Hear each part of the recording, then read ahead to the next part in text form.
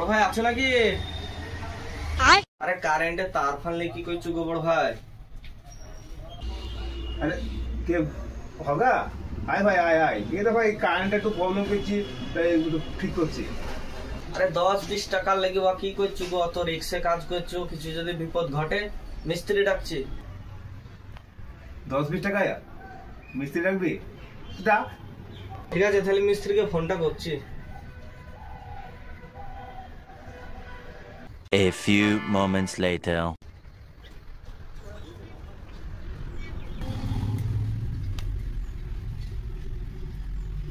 হয়ে গেছে। মিস্ত্রি তাহলে বিল কত হলো? বিল 800 টাকা হয়েছে গো। এইটুক কাজে লিখে 800 টাকা বিল? তোমার তুই বলছি। তুই কি বলিস রে?